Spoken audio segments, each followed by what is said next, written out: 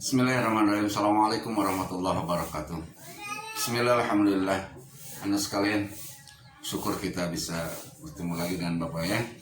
Nah, beberapa hari kemarin 3 kali kita berturut-turut ketemu dalam kultum ini. Bapak sampaikan tentang atau cara bagaimana supaya kita menjadikan Ramadan tahun ini menjadi Ramadan yang terbaik.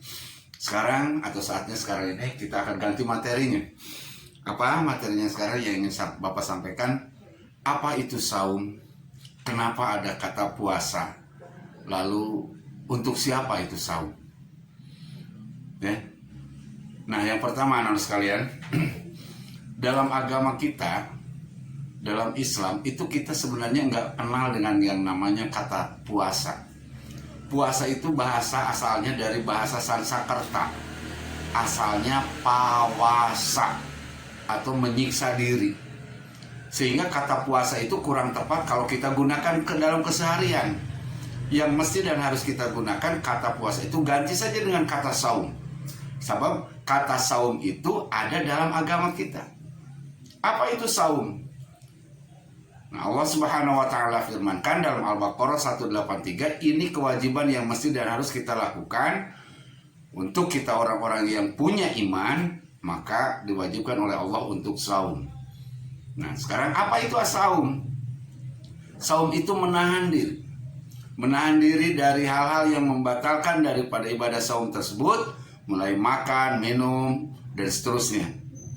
Nah, arti kata dari saum itu adalah bagaimana kita membakar diri kita dari dosa-dosa yang pernah kita lakukan. Nah, ini arti dan makna dari kata saum. Maka sekali lagi Bapak ulang, dalam agama kita ini tidak ada kata puasa, itu nggak ada. Yang ada itu saum. Puasa itu sekali lagi dari bahasa Sanskerta. Asal katanya pawasa. Nah, oke. Sekarang yang ketiga, siapa yang harus melaksanakan saum itu?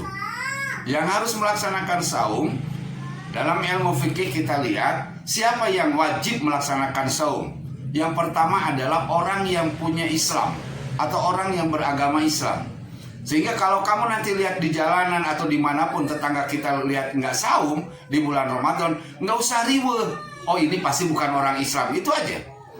Oh, Pak, dia orang Islam, tapi kenapa nggak saum? Mungkin yang kedua. Apa syarat yang kedua? Allah wajibkan nggak usah riweuh. Oh, ini pasti bukan orang Islam, itu aja. Oh, Pak, dia orang Islam, tapi kenapa nggak saum? Mungkin yang kedua. Apa syarat yang kedua? Allah wajibkan orang yang melaksanakan ibadah saum, yang pertama adalah Islam, yang kedua berakal. Punya akal, nggak gila. Maka kalau kamu nanti lihat ada orang yang nggak saum, lihat saja. Oh, dia pasti orang Islam. Dia punya akal. Nah, sebaliknya kalau ada orang yang nggak saum, tinggal dua saja. Dia bukan Islam. Oh, dia Islam, Pak, saya tahu. Nah, berarti yang kedua, dia bukan orang yang berakal, artinya orang gila. Ya.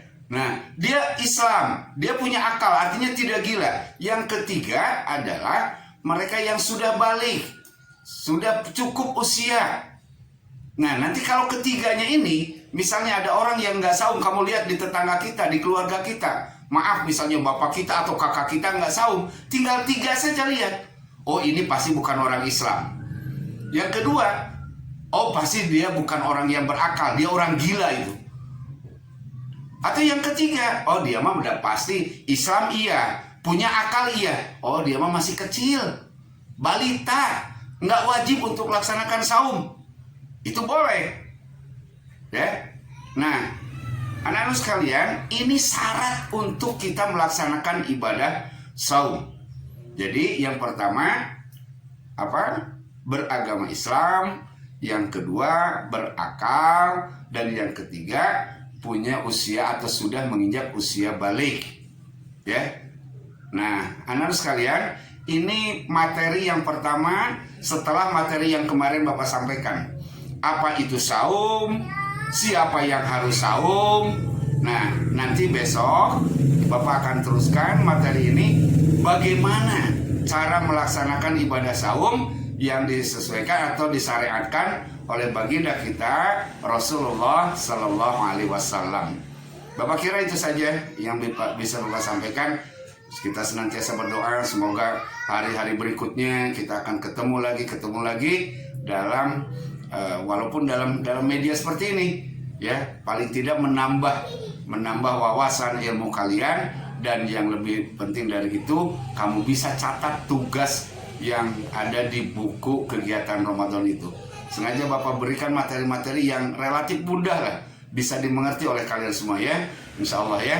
Itu saja yang bisa Bapak sampaikan. Subhanakallahumma hamdika, asyhadu an la ilaha illa anta astaghfiruka wa atubu ilaik. Assalamualaikum warahmatullahi wabarakatuh.